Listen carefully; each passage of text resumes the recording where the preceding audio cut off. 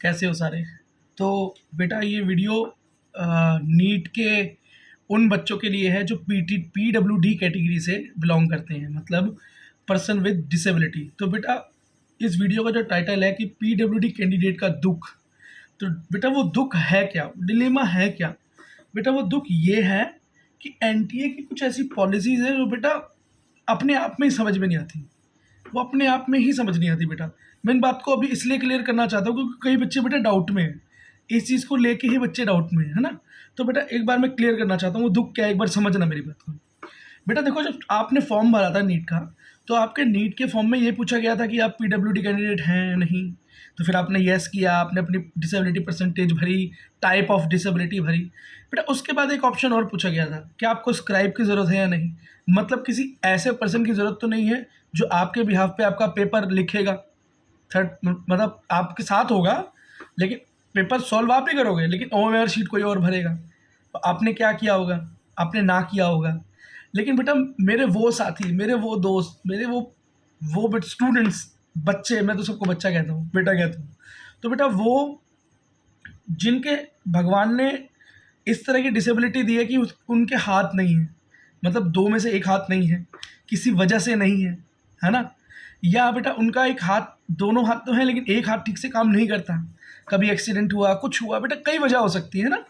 अब कुछ या हाथों की उंगलियां ठीक नहीं है, एक हाथ उल्टे हाथ की मान लो, सीधे हाथ से वो काम करते हैं तो उल्टी की उंगलियां ठीक नहीं है बेटा, कई, या उनको दिखाई नहीं देता, ठीक है, या उनको बहुत लो विजन है, बहुत कम दिखाई देता है। तो बेटा देखो स्क्राइब के ना ऑप्शन क्या दे रखे हैं, देखो मैं पढ़ के बताता हूँ ज़रा क्या दे रखे हैं, फिर देखना मैं कहाँ पर लेके जाऊँगा आपको।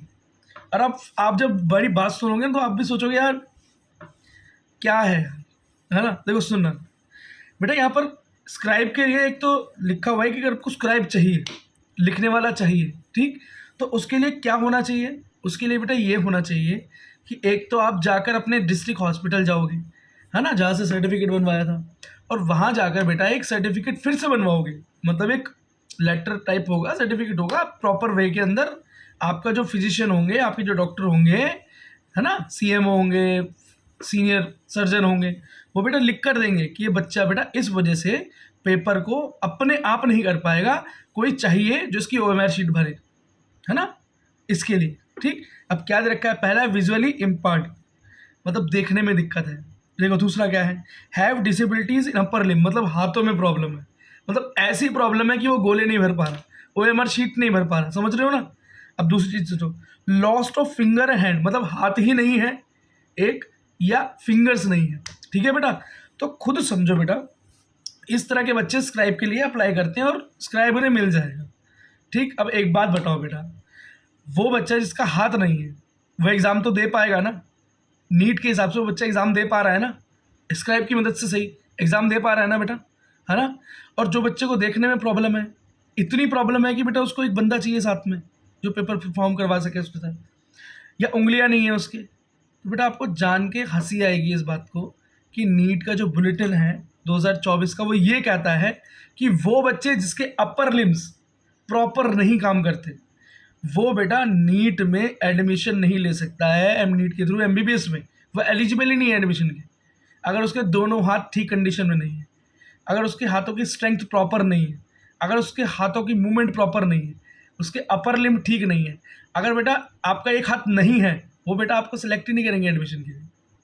ये बोल के कि आप बेटा किस तरीके से पढ़ाई करोगे, आप कैसे डॉक्टर्स की वो चीज़ें परफॉर्म करोगे जो डॉक्टर्स करता है डेली बेसिस पे, क्योंकि आपका तो एक हाथ नहीं है। तो बेटा एक बात तो बताओ, आपको एग्जाम ही क्यों देने दिया था उन्होंने? एनटीए ने ये बात पहले क्लियर क्यों नहीं की? ये स्क्राइब वाला ऑप्शन ही क्या है, क्यों दिया है स्क्राइब का ऑप्शन उन बच्चों को जिनके हाथ नहीं है? हाँ, क्यों उनको एग्ज़ाम दिलाया गया बेटा? क्यों? पैसे कमाने के लिए, उनसे पैसे कमाने थे, एक झूठी उम्मीद पालनी थी, इंस्टीट्यूट और ऑनलाइन यूट्यूबर्स के व्यूज़ बढ़वाने थे। क्या चक्कर है बेटा? ये क्या है सब कुछ? क्यों किया ऐसा, ऐसा धोखा क्यों किया? आप समझे बेटा मैं कहाँ पर लेके आना चाह रहा था? अब मेरी बात कैसे मानोगे आप? ऐसे विश्वास नहीं करोगे। मैं बेटा आपको प्रूफ देता हूँ, नीट बुलेटिन सर्च करना, नीट बुलेटिन 2024 सर्च करना गूगल पे, ठीक।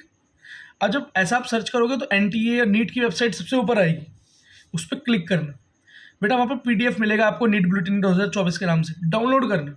जब उसे ओपन करोगे ना तो बेटा उस पूरे बुलेटिन के अंदर इन्फॉर्मेशन होती है कि क्या सिलेबस होने वाला है, किस तरह से एग्ज़ाम सेंटर होते हैं, किस तरह से रिजर्वेशन मिलता है, ये सारी चीज़ें होती हैं, फॉर्मेट क्या होता है, टोटल इन्फॉर्मेशन।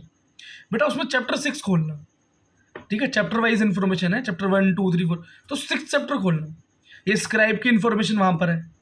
और उसके बाद पीडब्ल्यूडी, मतलब रिजर्वेशन की, तो पीडब्ल्यूडी की बात कर रहे हैं स्पेशली हम, तो पीडब्ल्यूडी रिजर्वेशन की बात है, कौन कौन सी डिसेबिलिटीज में कवर होती है उसकी बात है, कितनी कितनी परसेंटेज पे कवर होती है। और बेटा जिनको ये दिक्कत है ना कि कौन सी परसेंटेज, कितनी परसेंटेज होनी चाहिए, तो उसके लिए बेटा मैंने डेडिकेटेड 2-3 वीडियोस बनाई हुई हैं, उनको देखो, ठीक है, एक लाइव भी किया था। तो अब बेटा उसके अंदर स्क्राइब का मेंशन है जो मैंने आपको बताया, और उसी के अंदर ये भी मेंशन है कि upper limbs proper working condition में होने चाहिए बेटा। और अब बिना हाथ वाले बच्चे को आपने एग्ज़ाम दिलवा दिया, हाँ, उसके अच्छे नंबर आ गए।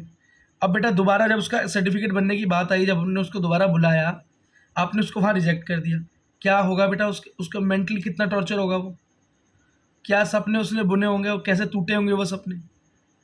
तो बेटा ये दो जो दोगला चेहरा है ना, ये तो बेटा और भी बहुत चीज़ें हैं जिनके बारे में ना खुल के बात नहीं की जा सकती। आपको पता है बेटा बहुत परेशानी हो सकती है, लेकिन एक चीज़ थी जो मैं बताना चाहता था, जो बिल्कुल विजुअल है, सामने है।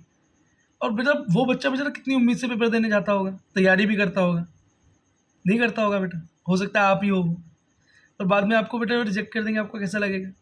तो बस बेटा इस वीडियो को बेटा इतना शेयर कर दो, इस वीडियो को इतना शेयर कर दो, इतने लाइक्स मारो इस पर कि बेटा किसी एक एनटीए के एक बड़े अधिकारी तक ये बात पहुँचे, और वो बेटा पीडब्ल्यूडी कैंडिडेट्स का ये दुख तो कम से कम समझे। बेटा रिजेक्ट करने की यार ये तो कोई अच्छी वजह नहीं है ना, या तो आप उम्मीद ही मत दो, आप एग्ज़ाम देने ही मत दो, मना कर दो कि आप जी एग्ज़ाम ही नहीं दे सकते, बात खत्म।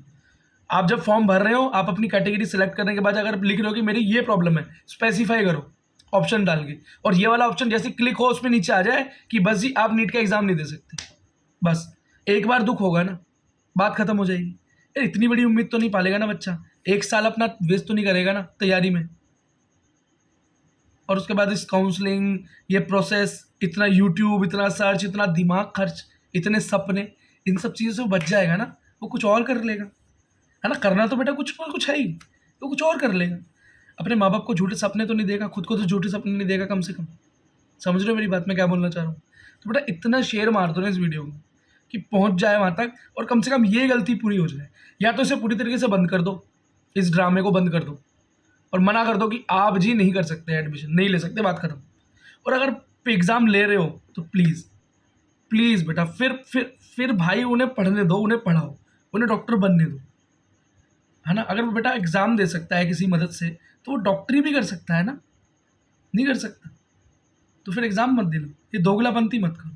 बस बेटा काफ़ी लंबी वीडियो हो गई है, अब थैंक यू यहाँ तक देखने के लिए। अगर आपको लगा हो कि ये सच में एक सच्ची बात है, और सच में बेटा आप फील कर पा रहे हो इस बात को, और आप पीडब्ल्यूडी कैंडिडेट अगर नहीं भी हो तो बेटा फील करो इस बात को, इस दुख को यार फील करो, समझे।